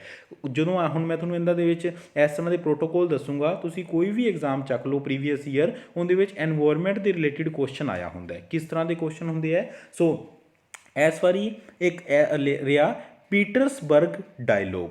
ਇਹਨੂੰ ਪੂਰਾ ਅਗਰ ਆਪਾਂ ਨਾਮ ਕਹੀਏ ਤਾਂ ਇਹ ਹੈ ਪੀਟਰਸਬਰਗ ਕਲਾਈਮੇਟ ਡਾਇਲੋਗ।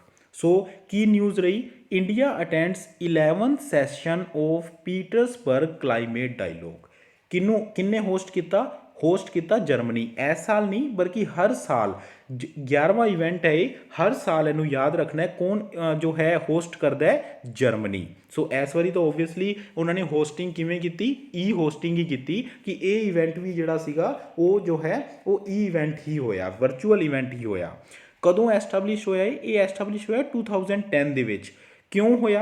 ਕਿਉਂਕਿ 2009 ਦੇ ਵਿੱਚ ਇੱਕ ਕੋਪਨਹੈਗਨ ਡਾਇਲੋਗ ਹੋਇਆ ਸੀ। ਜਿਵੇਂ ਆਪਾਂ ਪੀਟਰਸਬਰਗ ਡਾਇਲੋਗ ਦੀ ਗੱਲ ਕਰ ਰਹੇ ਹਾਂ, ਉਸੇ ਤਰ੍ਹਾਂ ਇੱਕ ਕੋਪਨਹੈਗਨ ਡੀਲ ਹੋਈ ਸੀ ਕੋਪਨਹੈਗਨ ਡਾਇਲੋਗ ਦੇ ਵਿੱਚ, ਲੇਕਿਨ ਉਹ ਡੀਲ ਜੋ ਹੈ ਉਹ ਸਕਸੈਸਫੁਲ ਨਹੀਂ ਹੋ ਸਕੀ।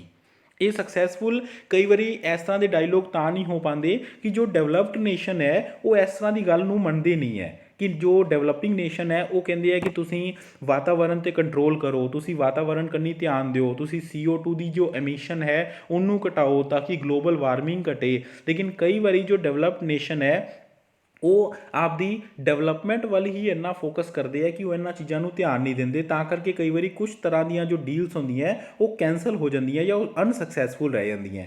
ਸੋ ਸਭ ਤੋਂ ਪਹਿਲਾਂ ਮੇਨ ਆਰਗੇਨਾਈਜੇਸ਼ਨ ਕੀ ਹੈ ਇਹਨਾਂ ਸਾਰੇ ਡਾਇਲੋਗਸ ਦੇ ਪਿੱਛੇ, ਉਹ ਹੈ United nation framework convention on climate change UNFCCC। बहुत क्वेश्चन आते हैं UNFCCC ਤੇ ਇਹ ਹੈ United nation framework convention on climate change. ਇਹ डिफरेंट जो है हर ईयर या हर 2 साल बाद ये काफ़ी जो है डायलॉग या कॉन्फ्रेंस जो ये संस्था करवाती रहती है, तो उन्होंने उत्थे ही इस तरह के कुछ प्रोटोकॉल साइन किए जाते हैं। जिमें कि मैं एग्जाम्पल लिता होया इत्थे 2 प्रोटोकॉल्स का जिन्हों के मोस्टली क्वेश्चन पूछे जाते हैं। फर्स्ट है क्योटो प्रोटोकॉल।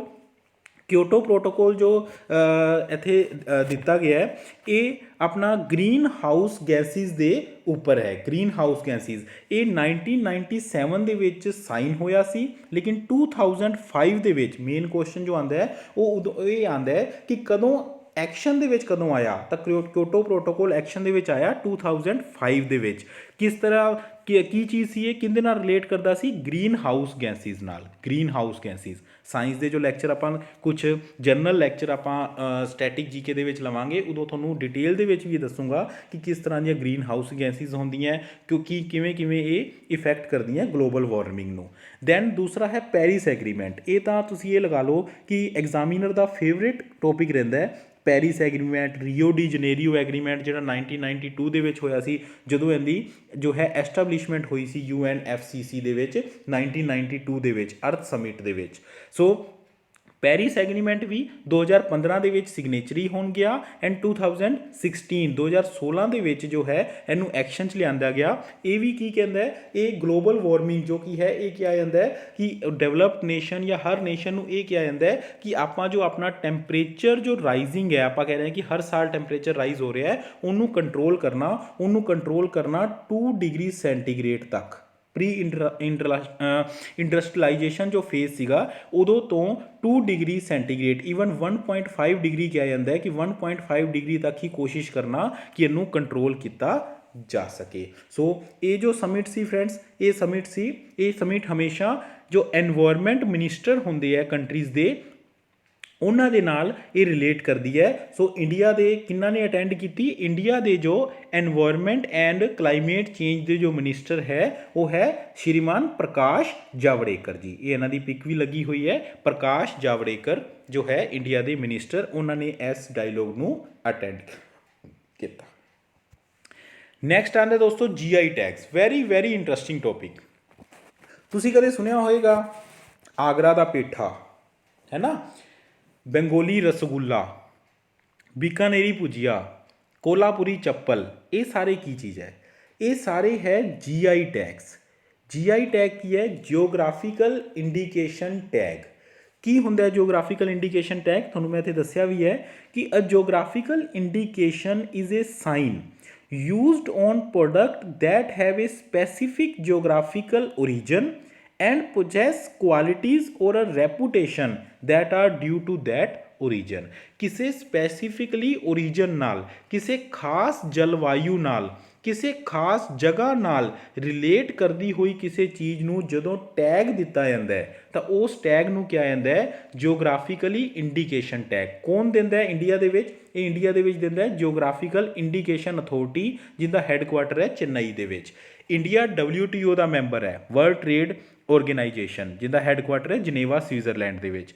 ਉਸ ਦੇ ਵਿੱਚ ਇਹ ਕਿਹਾ ਗਿਆ ਕਿ ਆਪਾਂ ਹਰ ਕੰਟਰੀ ਦਿੰਦੀ ਹੈ ਇਹ, ਇੰਡੀਆ ਵੀ ਉਸ ਨੂੰ ਮੰਨ ਕੇ ਉਹਦੇ 'ਚ ਇੱਕ ਐਗਰੀਮੈਂਟ ਹੋਇਆ ਸੀ ਟ੍ਰਿਪਸ ਐਗਰੀਮੈਂਟ, ਉਸ ਐਗਰੀਮੈਂਟ ਨੂੰ ਮੰਨ ਕੇ ਇੰਡੀਆ ਵੀ 2003 ਤੋਂ ਇੰਡੀਆ ਨੇ ਇੱਕ ਐਕਟ ਜੋ ਹੈ ਐਕਟ ਪਾਸ ਹੋਇਆ ਸੀ 1999 ਦੇ ਵਿੱਚ, ਬਟ ਉਹਨੂੰ ਕੇਮ ਇਨਟੂ ਫੋਰਸ ਹੋਇਆ 2003 ਦੇ ਵਿੱਚ। ਤੇ ਪਹਿਲਾ GI ਟੈਗ ਦਿੱਤਾ ਗਿਆ ਦਾਰਜੀਲਿੰਗ ਟੀ ਨੂੰ। ਦਾਰਜੀਲਿੰਗ ਜੋ ਜਗ੍ਹਾ ਹੈ ਵੈਸਟ ਬੰਗਾਲ ਦੇ ਵਿੱਚ, ਦਾਰਜੀਲਿੰਗ ਟੀ ਨੂੰ 2004 ਦੇ ਵਿੱਚ ਪਹਿਲਾ ਪ੍ਰੋਡਕਟ ਦਿੱਤਾ ਗਿਆ GI ਟੈਗ ਦੇ ਦੌਰਾਨ।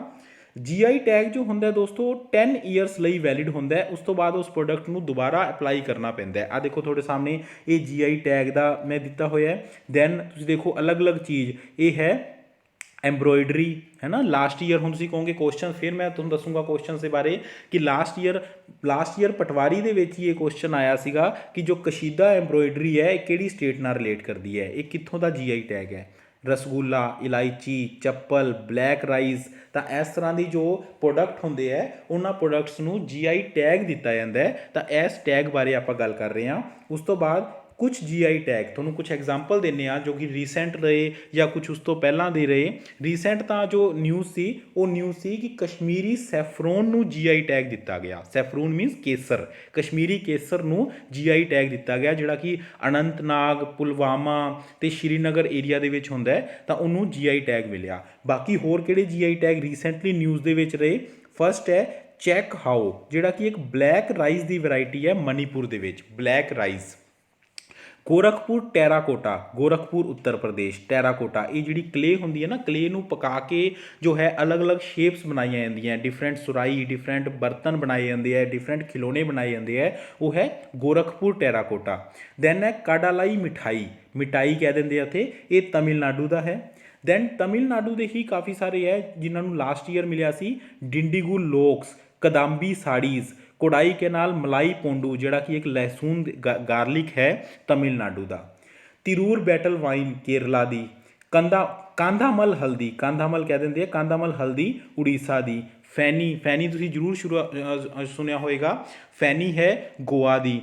ਪੰਜਾਬ ਦੀ ਅਗਰ ਆਪਾਂ ਗੱਲ ਕਰੀਏ ਤਾਂ ਪੰਜਾਬ ਦਾ ਜੋ GI ਟੈਗ ਹੈ ਉਹ ਹੈ ਫੁਲਕਾਰੀ। ਵੈਸੇ ਫੁਲਕਾਰੀ ਜੋ ਹੈ ਹਰਿਆਣਾ ਤੇ ਰਾਜਸਥਾਨ ਦਾ ਵੀ ਹੈ। ਕਾਫੀ ਸਾਰੇ ਜੋ ਟੈਗ ਹੁੰਦੇ ਆ ਉਹ ਕਈ ਵਾਰੀ 2 ਜਾਂ 3 ਸਟੇਟਾਂ ਨੂੰ ਵੀ ਦਿੱਤਾ ਜਾ ਸਕਦਾ ਹੈ। ਜਿਵੇਂ ਕਿ ਲਾਸਟ ਈਅਰ ਇੱਕ ਇਸ਼ੂ ਰਿਹਾ ਸੀ ਰਸੋਗੁੱਲਾ ਨੂੰ ਲੈ ਕੇ, ਉਹ ਇਸ਼ੂ ਸੀ ਪੱਛਮੀ ਬੰਗਾਲ ਤੇ ਉੜੀਸਾ ਦੇ ਵਿੱਚ। ਦੈਨ ਡਿਸਾਈਡ ਕੀਤਾ ਅਥਾਰਟੀ ਨੇ ਕਿ ਦੋਨਾਂ ਨੂੰ ਹੀ ਟੈਗ ਦਿੱਤਾ, ਉਹਨੂੰ ਬੰਗੋਲੀ ਰਸੋਗੁੱਲਾ ਕਿਹਾ ਜਾਏਗਾ ਤੇ ਦੂਸਰੇ ਨੂੰ ਉੜੀਸਾ ਰਸਗੁੱਲਾ ਕਿਹਾ ਜਾਏਗਾ। ਸੋ ਡਿਫਰੈਂਟ ਸਟੇਟਸ ਦਾ ਵੀ ਹੋ ਸਕਦਾ ਹੈ। ਸੋ ਤੁਸੀਂ ਜਦੋਂ ਇਹ ਚੀਜ਼ ਨਿਊਜ਼ 'ਚ ਦੇਖੋ ਜਾਂ ਈਵਨ ਬਾਕੀ ਵੀ ਆਪਾਂ ਇੱਕ ਜਿਵੇਂ ਕਿ ਆਪਾਂ ਅਲੱਗ-ਅਲੱਗ ਟੌਪਿਕਸ ਚੱਕ ਰੱਖਿਆ, ਜਿਵੇਂ ਆਪਣਾ ਅਗਲਾ ਟੌਪਿਕ ਸਟੈਟਿਕ GK ਦਾ ਹੋਏਗਾ ਟੈਂਪਲਸ ਆਫ ਇੰਡੀਆ, ਉਸੇ ਤਰ੍ਹਾਂ ਆਪਾਂ ਇੱਕ ਟੌਪਿਕ GI ਟੈਗਸ 'ਤੇ ਵੀ ਲੈ ਕੇ ਆਵਾਂਗੇ ਜਿਹਦੇ 'ਚ ਆਪਾਂ ਸਟੇਟ ਵਾਈਜ਼ ਸਾਰੇ ਜੋ ਹੈ GI ਟੈਗ ਕਰ ਲਾਂਗੇ। ਨੈਕਸਟ ਦੋਸਤੋ ਬੜਾ ਹੀ ਅਨਫੋਰਚੂਨੇਟ ਇੱਕ ਇਨਸੀਡੈਂਟ ਹੋਇਆ, ਉਹ ਸੀ Vizag gas leak. Vizag means Visakhapatnam. Visakhapatnam ਦੇ ਵਿੱਚ ਜੋ ਗੈਸ ਲੀਕੇਜ ਹੋਈ, ਆ ਮੈਂ ਤੁਹਾਨੂੰ ਨਿਊਜ਼ ਵੀ ਨਾਲ ਨਿਊਜ਼ ਦੀ ਕਟਿੰਗ ਦੇ ਰੱਖੀ ਹੈ ਕਿ Vizag gas leak claims 11 lives over 350 ਹੌਸਪਿਟਲਾਈਜ਼।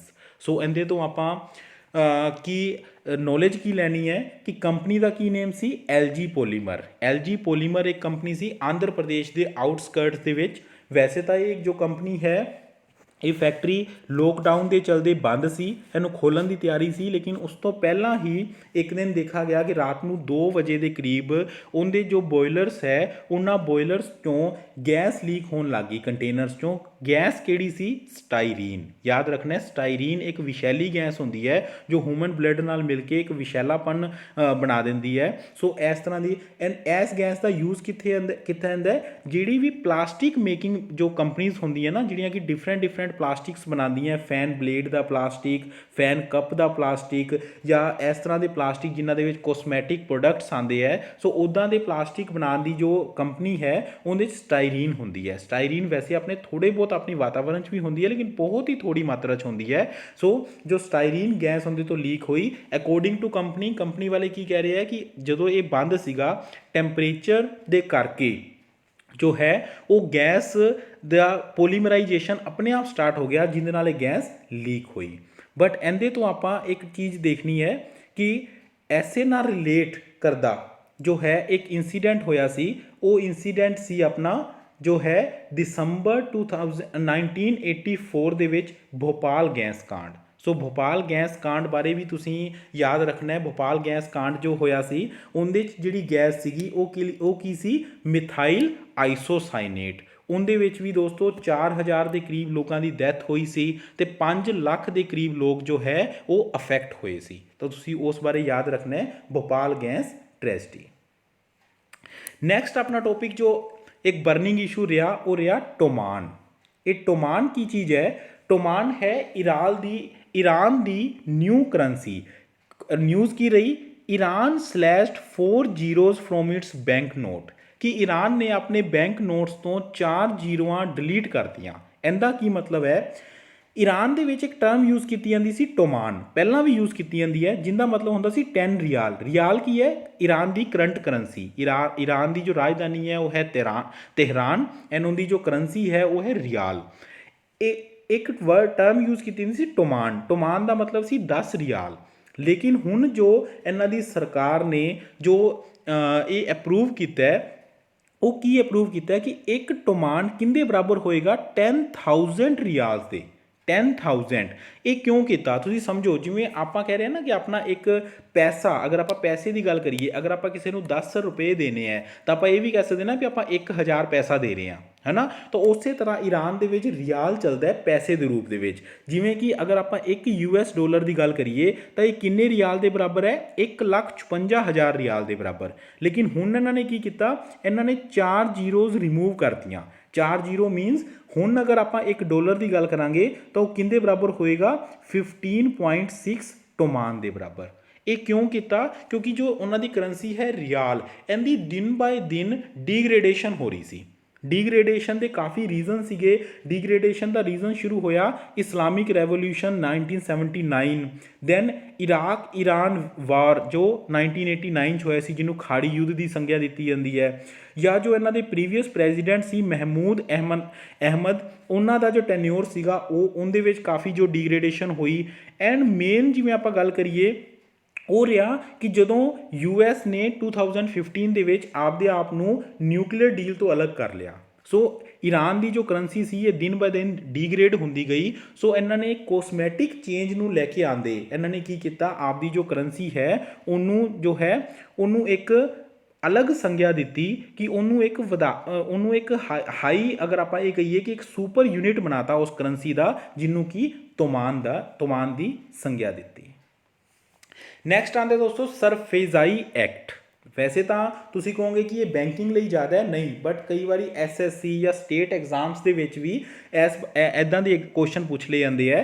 Question ਕੀ ਆਇਆ ਕਿ ਜੋ ਕੋਆਪਰੇਟਿਵ ਬੈਂਕ ਹੈ ਇਹ ਸਰਫੇਜ਼ੀ ਐਕਟ ਦੇ ਅੰਦਰ ਲੈ ਆਂਦੇ ਗਏ। ਸਰਫੇਜ਼ਾਈ ਐਕਟ, ਪਹਿਲਾਂ ਤਾਂ ਇਹਦੀ ਫੁੱਲ ਫਾਰਮ ਤੁਹਾਨੂੰ ਸਭ ਨੂੰ ਆਉਣੀ ਚਾਹੀਦੀ ਹੈ। ਫੁੱਲ ਫਾਰਮ ਹੈ securitisation and reconstruction of financial assets and enforcement of security interest. So ਮੈਂ ਜ਼ਿਆਦਾ ਟਾਈਮ ਨਾ ਲੈਂਦੇ ਹੋਏ ਮੈਂ ਤੁਹਾਨੂੰ ਇੱਥੇ ਖਾਲੀ ਜਗ੍ਹਾ ਤਾਂ ਹੀ ਛੱਡੀ ਹੋਈ ਹੈ, ਮੈਂ ਤੁਹਾਨੂੰ ਇੱਕ ਚੀਜ਼ ਦੱਸਦਾ। ਫਸਟ ਤਾਂ ਦੋਸਤੋ ਕੋਆਪਰੇਟਿਵ ਬੈਂਕ ਕੀ ਹੁੰਦਾ ਹੈ। ਕੋਆਪਰੇਟਿਵ ਬੈਂਕ ਇਹ ਹੁੰਦਾ ਹੈ ਕਿ ਕੁਝ ਲੋਕਾਂ ਦੁਆਰਾ ਕਿਸੇ ਇੱਕ ਏਰੀਏ ਦੀ ਕਿਸੇ ਸਮੱਸਿਆ ਨੂੰ ਲੈ ਕੇ ਅਗਰ ਇੱਕ ਬੈਂਕ ਬਣਾਇਆ ਜਾਵੇ ਐਂਡ ਆਫਟਰ ਦੈਟ ਲੋਕਾਂ ਨੂੰ ਹੀ ਉਸ ਬੈਂਕ 'ਚੋਂ ਲੋਨ ਦਿੱਤਾ ਜਾਵੇ ਤਾਂ ਉਹ ਇੱਕ ਲੋਕਤਾਂਤਰਿਕ ਬੈਂਕ ਦਾ ਰੂਪ ਹੈ, ਜਿਹਨੂੰ ਕੋਆਪਰੇਟਿਵ ਬੈਂਕ ਕਿਹਾ ਜਾਂਦਾ ਹੈ, ਕੋਆਪਰੇਟਿਵ ਬੈਂਕ। ਠੀਕ ਹੈ, ਬਟ ਦਿੱਕਤ ਕੀ ਆਉਂਦੀ ਸੀ ਕਿ ਹੁਣ ਤੱਕ ਜਦੋਂ ਇਹ ਕੋਆਪਰੇਟਿਵ ਬੈਂਕ ਐਸ ਐਕਟ ਜੋ ਕਿ RBI ਦਾ ਐਕਟ ਹੈ ਇਹਦੇ ਅੰਡਰ ਨਹੀਂ ਸੀ, ਤਾਂ ਦਿੱਕਤ ਕੀ ਆਉਂਦੀ ਸੀ, ਮੰਨ ਲਓ ਕਿਸੇ ਨੇ ਇਹਦੇ ਤੋਂ ਲੋਨ ਲੈ ਲਿਆ, ਲੋਨ ਹੋ ਗਿਆ NPA ਤਾਂ ਤੁਸੀਂ ਜਾਣਦੇ ਹੀ ਹੋਵੋਗੇ, ਨੋਨ ਪਰਫੋਰਮਿੰਗ ਅਸੈਟ, ਕਾਫੀ ਜੋ ਹੈ ਉਹ ਰਿਹਾ ਸੀ ਨਿਊਜ਼ ਦੇ ਵਿੱਚ ਕਿ ਜੋ ਬੰਦੇ ਲੋਨ ਨਹੀਂ ਲੁਟਾ ਪਾਉਂਦੇ ਤਾਂ ਉਹਨਾਂ ਦਾ ਲੋਨ ਕੀ ਹੋ ਜਾਂਦਾ ਹੈ, NPA ਹੋ ਜਾਂਦਾ ਹੈ। ਸੋ ਨੋਨ ਪਰਫੋਰਮਿੰਗ ਅਸੈਟ ਰਿਹਾ। ਸੋ ਨੋਨ ਪਰਫੋਰਮਿੰਗ ਅਸੈਟ ਜਦੋਂ ਹੋ ਜਾਂਦਾ ਸੀ ਤਾਂ ਬੈਂਕ ਜਾਂਦਾ ਸੀ ਸਿਵਲ ਕੋਰਟ ਦੇ ਵਿੱਚ, ਸਿਵਲ ਕੋਰਟ, ਬਟ ਬਹੁਤ ਜ਼ਿਆਦਾ ਟਾਈਮ ਲੱਗ ਜਾਂਦਾ ਸੀ ਇਸ ਕੇਸ ਦੇ ਵਿੱਚ। RBI ਦਾ ਇੱਕ ਐਕਟ ਹੈ ਸਰਫੇਜ਼ੀ ਐਕਟ, ਜੋ ਬੈਂਕ RBI ਦੇ ਬੈਂਕਿੰਗ ਐਕਟ 1949 ਚ ਆਉਂਦੇ ਹੈ, ਉਹ ਕੀ ਕਰਦੇ ਹੈ ਕਿ ਜੋ ਕਿਸੇ ਨਾ ਕਿਸੇ ਸਿਕਿਉਰਿਟੀ ਦੇ ਤਹਿਤ ਲੋਨ ਦਿੰਦੇ ਹੈ, ਜਿਹਨੂੰ ਕਿ ਕੋਲੈਟਰਲ ਕਿਹਾ ਜਾਂਦਾ ਹੈ, ਕੋਲੈਟਰਲ ਸਿਕਿਉਰਿਟੀ। ਅਗਰ ਪਰਸਨ ਲੋਨ ਨਹੀਂ ਦੇ ਪਾਉਂਦਾ ਤਾਂ ਕੰਪਨੀਜ਼ ਬੈਂਕ ਕੋਲੋਂ ਇੱਕ ਕੰਪਨੀਜ਼ ਹੁੰਦੀਆਂ ARC, asset reconstruction company. Bank ਕੀ ਕਰਦਾ ਹੈ, ਜੋ ਸਿਕਿਉਰਿਟੀ ਉਸ ਪਰਸਨ ਨੇ ਦਿੱਤੀ ਸੀ ਉਹਨੂੰ ARC ਨੂੰ ਦੇ ਦਿੰਦਾ ਹੈ। ARC ਕੀ ਕਰਦਾ ਹੈ, ARC ਇਹ ਦੇਖਦਾ ਹੈ ਕਿ ਉਹ ਕੰਪਨੀ ਨੂੰ ਜਾਂ ਘਰ ਦੀ ਪ੍ਰੋਪਰਟੀ ਹੈ ਉਹਨੂੰ ਅੱਗੇ ਵੇਚਿਆ ਜਾਵੇ, ਵੇਚ ਕੇ ਉਹ ਬੈਂਕ ਨੂੰ ਮਨੀ ਦੇ ਦਿੰਦਾ ਹੈ। ਸੋ ਬਜਾਏ ਕੋਰਟ ਦੇ ਜਾਣ 'ਤੇ ਸਰਫੇਜ਼ੀ ਜੋ ਐਕਟ ਹੈ ਇਹ ਬੈਂਕ ਨੂੰ ਹੀ ਇਹ ਐਮਪਾਵਰ ਕਰਦਾ ਹੈ ਕਿ ਤੁਸੀਂ ਜੋ ਸਿਕਿਉਰਿਟੀ ਲਈ ਸੀ ਉਹ ਸਿਕਿਉਰਿਟੀ ਨੂੰ ਵੇਚੋ ਅਤੇ ਆਪ ਦਾ ਜੋ ਅਮਾਊਂਟ ਹੈ ਉਹਨੂੰ ਰਿਕਵਰ ਕਰ ਲਓ। ਸੋ ਕੋਆਪਰੇਟਿਵ ਬੈਂਕ ਦੇ ਵਿੱਚ ਜੋ NPA ਦੇ ਕਾਫੀ ਕੇਸਿਸ ਆ ਰਹੇ ਸੀਗੇ, ਉਸ ਕਰਕੇ ਸੁਪਰੀਮ ਕੋਰਟ ਨੇ ਕਿਹਾ ਕਿ ਜੋ ਸਟੇਟ ਕੋਆਪਰੇਟਿਵ ਬੈਂਕ ਅਤੇ ਮਲਟੀ ਸਟੇਟ ਕੋਆਪਰੇਟਿਵ ਬੈਂਕ ਹੈ ਇਹਨਾਂ ਨੂੰ RBI ਦੇ ਐਕਟ ਦੇ ਅੰਦਰ ਲੈ ਕੇ ਆਇਆ ਜਾਵੇ। ਓਕੇ, ਰੂਰਲ ਕੋਆਪਰੇਟਿਵ ਬੈਂਕ ਹਜੇ ਵੀ ਉਹਦੇ ਵਿੱਚ ਨਹੀਂ ਆਏ ਐਕਟ ਦੇ। ਨੈਕਸਟ ਦੋਸਤੋ ਕੀ ਹੈ, ਨਾਸਾ। ਨਾਸਾ ਵੀਡੀਓ ਥੋੜੀ ਲੰਬੀ ਹੋ ਰਹੀ ਹੈ, ਮੈਂ ਅਗਰ ਥੋੜਾ ਸ਼ੋਰਟ ਚ ਵੀ ਕਰਵਾਵਾਂ ਤਾਂ ਤੁਸੀਂ ਇਹਨੂੰ ਇਸ ਕੰਟੈਂਟ ਨੂੰ PDF ਚੋਂ ਜ਼ਰੂਰ ਸਟੱਡੀ ਕਰ ਲੈਣਾ। ਨਾਸਾ ਲਾਸਟ ਈਅਰ ਰੇਲਵੇ ਦੇ ਵਿੱਚ ਐਗਜ਼ਾਮ ਆਇਆ, what is the full form of NASA? National aeronautics and space administration. ਯਾਦ ਰੱਖਣਾ ਹੈ ਇਹ ਐਡਮਿਨਿਸਟ੍ਰੇਸ਼ਨ ਹੈ। ਉਹਨਾਂ ਨੇ ਆਪਸ਼ਨ ਦੇ ਵਿੱਚ ਏਜੰਸੀ ਵਗੈਰਾ ਵੀ ਦੇ ਰੱਖਿਆ ਸੀ। ਕਿਉਂ ਨਿਊਜ਼ ਚ ਆਇਆ? Because former administrator of NASA JM Beggs passed away. ਠੀਕ ਹੈ, ਸੋ ਨਾਸਾ ਬਾਰੇ ਅਗਰ ਆਪਾਂ ਗੱਲ ਕਰੀਏ, ਇਹਦੀ ਕੰਪਲੀਟ ਸਟੈਟਿਕ ਨੌਲੇਜ ਦੀ ਗੱਲ ਕਰਾਂਗੇ। ਆਹ ਨਾਸਾ ਦਾ ਸਿੰਬਲ ਹੈ। ਬਹੁਤ ਤਰ੍ਹਾਂ ਦੇ ਉਪਗ੍ਰਹਿ ਜਾਂ ਬਹੁਤ ਤਰ੍ਹਾਂ ਦੀਆਂ ਜੋ ਸਪੇਸ ਐਕਸਪੈਰੀਮੈਂਟ ਇਹ ਕਰਦੇ ਰਹੇ ਹੈ। 1958 ਦੇ ਵਿੱਚ ਬਣਿਆ। ਸਭ ਤੋਂ ਪਹਿਲਾਂ ਦੱਸਦਾ ਕਿ ਨਾਸਾ ਜੋ ਸਪੇਸ ਏਜੰਸੀ ਹੈ ਉਹ ਹੈ USA ਦੀ। USA ਦੀ ਸਪੇਸ ਏਜੰਸੀ 1958 ਦੇ ਵਿੱਚ ਐਸਟੈਬਲਿਸ਼ਮੈਂਟ ਹੋਈ। ਹੈੱਡਕੁਆਟਰ ਹੈ ਵਾਸ਼ਿੰਗਟਨ DC ਦੇ ਵਿੱਚ। ਕਰੰਟ ਹੈੱਡ ਹੈ ਜਿਮ ਬ੍ਰਿੰਡਸਟਾਈਨ। ਸੋ ਨਾਸਾ ਹੋਰ ਵੀ ਕਿਉਂ ਨਿਊਜ਼ 'ਚ ਰਿਹਾ? ਕਰੰਟਲੀ ਨਾਸਾ ਨੇ ਇਹ ਆਹ ਸਾਰੇ ਜੋ ਇੱਥੇ ਦਿੱਤੇ ਗਏ ਆ ਇਹ ਸਾਰੇ ਕੰਮ ਕੀਤੇ ਹੈ। ਵਾਈਟਲ ਬਣਾਇਆ, ਕਿ ਵਾਈਟਲ ਕੀ ਹੈ? ਇੱਕ ਤਰ੍ਹਾਂ ਦਾ ਵੈਂਟੀਲੇਟਰ ਹੈ। Ventilator intervention technology accessible locally. Sunrise mission full form ਦਿੱਤੀ ਗਈ ਹੈ। ਜਿਓਲੋਜੀਕਲ ਮੈਪ ਜਾਰੀ ਕੀਤਾ ਮੂਨ ਦਾ। ਆਪਾਂ ਦੇਖਦੇ ਹਾਂ ਨਾ ਅਲੱਗ-ਅਲੱਗ ਆਫਿਸ ਦੇ ਵਿੱਚ ਅਲੱਗ-ਅਲੱਗ ਜਗ੍ਹਾ ਦੇ ਵਿੱਚ ਜੋ ਹੈ ਉਹ ਗਲੋਬ ਪਿਆ ਹੁੰਦਾ। ਗਲੋਬ ਨਾਸਾ ਨੇ ਮੂਨ ਦਾ ਹੀ ਗਲੋਬ ਜੋ ਹੈ ਉਹ ਜਾਰੀ ਕੀਤਾ ਹੈ। ਪ੍ਰੋਜੈਕਟ ਆਰਟੇਮਿਸ, ਇਹਨਾਂ ਨੇ ਪ੍ਰੋਜੈਕਟ ਆਰਟੇਮਿਸ ਜਾਰੀ ਕੀਤਾ ਹੈ, ਜਿਹਦੇ ਵਿੱਚ ਇਹ ਫਸਟ ਵੂਮੈਨ ਨੂੰ ਐਂਡ ਨੈਕਸਟ ਮੈਨ ਨੂੰ 2014 ਦੇ ਵਿੱਚ ਮੂਨ ਤੇ ਸੈਂਡ ਕਰਨਗੇ। ਐਸੇ ਸਾਲ ਇਹ ਆਫਟਰ 11 ਈਅਰ ਕੁਝ ਪਰਸਨਸ ਨੂੰ ਸਪੇਸ ਸਟੇਸ਼ਨ ਤੇ ਭੇਜ ਰਹੇ ਹੈ। ਇਹਨਾਂ ਨੇ ਇੱਕ ਮਾਰਸ ਹੈਲੀਕਾਪਟਰ ਵੀ ਜਾਰੀ ਕੀਤਾ ਹੈ, ਜਿੰਦਾ ਐਸੇ ਵੀਕ ਨਾਮ ਰੱਖਿਆ ਗਿਆ। ਹੈਲੀਕਾਪਟਰ ਦਾ ਨਾਮ ਹੈ ਇੰਜੈਨੂਇਟੀ ਐਂਡ ਰੋਵਰ ਦਾ ਨਾਮ ਹੈ ਪ੍ਰੀਜ਼ਰਵੈਂਸ। ਸੋ ਇਹਦੇ ਬਾਰੇ ਵੀ ਦੱਸਾਂ ਕਿ ਜੋ ਪ੍ਰੀਜ਼ਰਵੈਂਸ ਸੀ ਇਹ ਨਾਮ ਕਿਹਨੇ ਦਿੱਤਾ? ਈਵਨ ਇੱਕ 7th ਕਲਾਸ ਦੇ ਸਟੂਡੈਂਟ ਨੇ ਇਹ ਨਾਮ ਦਿੱਤਾ। ਐਂਡ ਇਨਜੈਨੂਇਟੀ ਜੋ ਨਾਮ ਦਿੱਤਾ ਇਹ ਨਾਮ ਦਿੱਤਾ ਇੰਡੋ ਅਮਰੀਕਾ ਦੀ ਹੀ ਇੱਕ ਇੰਡੀਅਨ ਲੜਕੀ ਹੈ, ਰੂਪਾਨੀ ਕਰਕੇ ਨਾਮ ਹੈ ਉਹਦਾ, ਤਾਂ ਉਸ ਨੇ ਇਹ ਨਾਮ ਦਿੱਤਾ। ਸੋ ਇਹ ਫਰੈਂਡਸ ਇਹ ਸਾਰਾ ਚੀਜ਼ ਯਾਦ ਰੱਖਣੀ ਹੈ। ਨੈਕਸਟ ਦੇਖੋ ਸਟੈਟਿਕ ਜੀਕੇ ਦੀ ਗੱਲ ਕਰੀਏ ਤਾਂ ਅਗਰ ਨਾਸਾ USA ਦੀ ਸਪੇਸ ਏਜੰਸੀ ਹੈ ਤਾਂ ਹੋਰ ਕਿਹੜੀ ਕੰਟਰੀਜ਼ ਦੀ ਡਿਫਰੈਂਟ ਸਪੇਸ ਏਜੰਸੀਜ਼ ਹੈ? USA ਦੀ ਨਾਸਾ, ਯੂਰੋਪੀਅਨ ਯੂਨੀਅਨ ਜੋ ਕਿ ਇੱਕ ਸਮੂਹ ਹੈ ਯੂਰੋਪੀਅਨ ਕੰਟਰੀਜ਼ ਦਾ, ਲਾਈਕ ਫਰਾਂਸ, ਸਪੇਨ, ਇੰਗਲੈਂਡ, ਉਹਨਾਂ ਦੀ ਹੈ ਯੂਰੋਪੀਅਨ ਸਪੇਸ ਏਜੰਸੀ। ਚਾਈਨਾ ਦੀ ਹੈ CNSA, China national space agency. Russia ਦੀ ਹੈ ਰੋਸਕੋਸਮੋਸ। ਇਹ ਜ਼ਰੂਰ ਯਾਦ ਰੱਖਣਾ ਹੈ। ਅਗਰ ਬਾਕੀ ਕੰਟਰੀਜ਼ ਦੇ ਜੋ ਅੰਤਰਿਕਸ਼ ਜਾਂਦੇ ਹੈ ਲੋਕ, ਉਹਨਾਂ ਨੂੰ ਐਸਟਰੋਨੋਟ ਕਿਹਾ ਜਾਂਦਾ ਹੈ, ਤਾਂ ਰਸ਼ੀਆ ਦਿਆਂ ਨੂੰ ਕੋਸਮੋਨੋਟ ਕਿਹਾ ਜਾਂਦਾ ਹੈ। ਇਹ ਯਾਦ ਰੱਖਣਾ ਹੈ। ਬਾਕੀਆਂ ਦੇ ਐਸਟਰੋਨੋਟ, ਰਸ਼ੀਆ ਦੇ ਕੋਸਮੋਨੋਟ। ਜਾਪਾਨ ਦੀ ਸਪੇਸ ਏਜੰਸੀ ਹੈ JAXA and India the space agency ਹੈ ISRO, Indian space research organisation. 15 ਅਗਸਤ 1969 ਨੂੰ ਇਹ ਜੋ ਬਣੀ ਸੀ। ਇਹਦੇ ਕਰੰਟ ਹੈੱਡ ਕੌਣ ਹੈ? ਸ਼੍ਰੀ K ਸਿਵਾਨ। ਨੈਕਸਟ ਐਸੇ ਤਰ੍ਹਾਂ DRDO, ਜਿਵੇਂ ਆਪਾਂ ਨਾਸਾ ਦੀ ਗੱਲ ਕੀਤੀ, ਇੰਡੀਆ ਦੀ ਇੱਕ defence research and development organisation ਹੈ DRDO। ਕਿਉਂ ਨਿਊਜ਼ 'ਚ? ਕਿਉਂਕਿ DRDO ਨੇ COVID-19 ਨਾਲ ਲੜਨ ਲਈ ਬਹੁਤ ਸਾਰੇ ਕੰਮ ਕੀਤੇ ਹੈ। ਉਹ ਸਾਰੇ ਕੰਮ ਇੱਥੇ ਦਿੱਤੇ ਗਏ ਹੈ। ਇਹਨਾਂ ਨੇ ਅਤੁਲਿਆ ਸਟਰਲਾਈਜ਼ ਬਣਾਇਆ ਹੈ, UV ਬਲਾਸਟਰ ਬਣਾਇਆ ਹੈ, ਜਿਸ ਨਾਲ ਅਲਟਰਾ ਵਾਇਲੇਟ ਰੇਜ਼ ਨਾਲ ਸਾਰੇ ਵਾਇਰਸਿਸ ਨੂੰ ਖਤਮ ਕਰਨਾ, ਇਸ ਤਰ੍ਹਾਂ ਦਾ ਇੱਕ UV ਬਲਾਸਟਰ ਬਣਾਇਆ ਹੈ। ਇਹਨਾਂ ਨੇ ਟੈਸਟਿੰਗ ਲੈਬ ਬਣਾਈ ਹੈ, ਇੱਕ ਇੱਦਾਂ ਦੇ ਸੈਨੀਟਾਈਜੇਸ਼ਨ ਬਾਕਸ ਬਣਾਏ ਹੈ, ਕੋਵਸੈਕ ਬਣਾਇਆ। ਆ ਕੋਵਸੈਕ ਦਿਖਾਇਆ ਗਿਆ ਹੈ। ਇਸ ਤਰ੍ਹਾਂ ਦਾ ਇੱਕ ਕੈਬਿਨ ਬਣਾਇਆ ਹੈ ਕਿ ਜਿਹਦੇ ਅੰਦਰ ਆਪਾਂ ਕੋਵਿਡ ਪੇਸ਼ੈਂਟ ਨੂੰ ਅਗਰ ਆਪਾਂ ਖੜਾ ਕੇ ਕਰੀਏ ਤਾਂ ਵਿਦਿਨ 2 ਮਿੰਟ ਇਹ ਟੋਟਲੀ ਡਿਸਇਨਫੈਕਟ ਹੋ ਜਾਂਦਾ ਹੈ ਤੇ ਅਗਲੇ ਪੇਸ਼ੈਂਟ ਲਈ ਰੈਡੀ ਹੋ ਜਾਂਦਾ ਹੈ। DRDO ਜੋ ਹੈ 1958 ਦੇ ਵਿੱਚ ਬਣਿਆ। ਹੈੱਡਕੁਆਟਰ ਨਿਊ ਦਿੱਲੀ ਦੇ ਵਿੱਚ ਹੈ। ਇਹਦੇ ਕਰੰਟ ਹੈੱਡ ਹੈ ਡਾਕਟਰ G ਸਤੀਸ਼ ਰੈਡੀ। ਇਹ ਯਾਦ ਰੱਖਣਾ ਦੋਸਤੋ, ਡਾਕਟਰ G ਸਤੀਸ਼ ਰੈਡੀ ਇਹ ਉਹ ਪਰਸਨ ਹੈ ਜਿਨ੍ਹਾਂ ਨੂੰ ਲਾਸਟ 100 ਈਅਰ ਦੇ ਵਿੱਚ ਇੱਕ ਰੋਇਲ ਸੁਸਾਇਟੀ ਹੁੰਦੀ ਹੈ ਲੰਡਨ ਦੇ ਵਿੱਚ, ਇਹਨਾਂ ਨੂੰ ਉਹਨਾਂ ਦੀ ਓਨਰੇਰੀ ਜੋ ਹੈ ਮੈਂਬਰਸ਼ਿਪ ਦਿੱਤੀ ਗਈ। ਲਾਸਟ 100 ਈਅਰਸ ਦੇ ਵਿੱਚ ਇਹ ਪਹਿਲੇ ਇੰਡੀਅਨ ਹੈ ਜਿਨ੍ਹਾਂ ਨੂੰ ਇਸ ਤਰ੍ਹਾਂ ਦਾ ਟੈਗ ਜਾਂ ਇਸ ਤਰ੍ਹਾਂ ਦਾ ਓਨਰ ਕੀਤਾ ਗਿਆ। ਨੈਕਸਟ ਆਏਗਾ ਦੋਸਤੋ ਆਪਣਾ ਲਾਸਟ ਟੌਪਿਕ ਅੱਜ ਦਾ, Vande Bharat and Samudra Setu mission. Very important. ਕੀ ਹੈ ਇਹ ਦੋਸਤੋ, ਜੋ ਸਟੈਂਡਰਡ ਇੰਡੀਅਨ, ਜੋ ਫਸੇ ਹੋਏ ਇੰਡੀਅਨ ਹੈ ਫੋਰਨ ਦੇ ਵਿੱਚ, ਉਹਨਾਂ ਨੂੰ ਇੰਡੀਆ 'ਚ ਲੈ ਕੇ ਆਉਣ ਲਈ ਜੋ ਮਿਸ਼ਨ ਜਾਰੀ ਕੀਤਾ ਹੈ ਉਹ 2 ਮਿਸ਼ਨ ਹੈ। ਇੱਕ ਹੈ ਵੰਦੇ ਭਾਰਤ, ਦੂਸਰਾ ਹੈ ਸਮੁੰਦਰ ਸੇਤੂ। ਵੰਦੇ ਭਾਰਤ ਕੀ ਹੈ ਕਿ ਥਰੂ ਏਅਰ ਉਹਨਾਂ ਨੂੰ ਲੈ ਕੇ ਆਉਣਾ, ਏਅਰਲਿਫਟ। ਮੈਂ ਅਕਸ਼ੇ ਕੁਮਾਰ ਦੀ ਮੂਵੀ ਦੀ ਇੱਥੇ ਫੋਟੋ ਲਗਾਈ ਹੈ, ਇਹਦਾ ਰੀਜ਼ਨ ਵੀ ਦੱਸਦਾ। ਜੋ ਅਗਰ ਆਪਾਂ ਏਅਰ ਇੰਡੀਆ ਦੀ ਗੱਲ ਕਰੀਏ, ਏਅਰ ਇੰਡੀਆ ਲੀਡ ਕਰੇਗੀ ਜੋ ਆਪਾਂ ਬਾਈ 에ਅਰ ਲੈ ਕੇ ਆਵਾਂਗੇ ਉਹਨਾਂ ਨੂੰ ਕਵਾਂਗੇ ਵੰਦੇ ਭਾਰਤ ਮਿਸ਼ਨ। ਇਹ ਬਿਗੈਸਟ ਇਵੈਕੂਏਸ਼ਨ ਐਕਸਰਸਾਈਜ਼ ਹੋਏਗੀ। ਇਵੈਕੂਏਸ਼ਨ ਮੀਨਸ ਦੂਸਰੀ ਕੰਟਰੀ ਤੋਂ ਫਸੇ ਹੋਏ ਇੰਡੀਅਨ ਨੂੰ ਲੈ ਕੇ ਆਉਣਾ। ਇਸ ਤੋਂ ਪਹਿਲਾਂ 1990s ਦੇ ਵਿੱਚ, ਯਾਨੀ ਕਿ ਜਦੋਂ ਆਪਾਂ ਗੱਲ ਕੀਤੀ ਸੀ ਨਾ ਈਰਾਨ ਦੀ, ਕਿ 1989 ਦੇ ਵਿੱਚ ਇਰਾਕ ਈਰਾਨ ਯੁੱਧ ਹੋਇਆ ਸੀ, ਤਾਂ ਕੁਵੈਤ ਚੋਂ ਬਹੁਤ ਸਾਰੇ ਇੰਡੀਅਨਸ ਨੂੰ ਜੋ ਹੈ ਉਹ ਲੈ ਕੇ ਆਂਦਾ ਗਿਆ ਸੀ 에ਅਰ ਲਿਫਟ ਕਰਕੇ, ਉਸੇ ਟਾਈਮ ਜਦੋਂ ਖਾੜੀ ਯੁੱਧ ਹੋਇਆ ਸੀਗਾ। ਤਾਂ ਉਸ ਤੋਂ ਵੀ ਵੱਧ ਇਹ ਐਕਸਰਸਾਈਜ਼ ਹੋਏਗੀ, ਕਿਉਂਕਿ ਕਿਹਾ ਜਾਂਦਾ ਹੈ ਕਿ ਹੁਣ 1,50,000 ਦੇ ਕਰੀਬ ਜੋ ਇੰਡੀਅਨ ਹੈ ਉਹਨਾਂ ਨੂੰ ਆਪਾਂ ਲੈ ਕੇ ਆਉਣਾ ਹੈ। ਅਗਰ ਆਪਾਂ ਐਸੇ ਵੀਕ ਦੀ ਗੱਲ ਕਰੀਏ ਤਾਂ 64 ਫਲਾਈਟਸ ਜੋ ਹੈ ਉਹ ਜਾਣਗੀਆਂ ਐਂਡ 15,000 ਦੇ ਕਰੀਬ ਜੋ ਇੰਡੀਅਨ ਹੈ ਉਹਨਾਂ ਨੂੰ ਲੈ ਕੇ ਆਂਦਾ ਜਾਏਗਾ।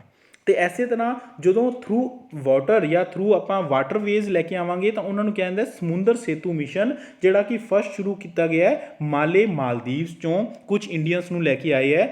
ਕਿਹੜੇ ਕਿਹੜੇ ਇੰਡੀਆ ਦੇ ਨੇਵੀ ਸ਼ਿਪਸ ਗਏ ਸੀ, ਯਾਦ ਰੱਖਣਾ ਹੈ INS ਜਲਾਸ਼ਵਾ ਐਂਡ INS ਮਗਰ।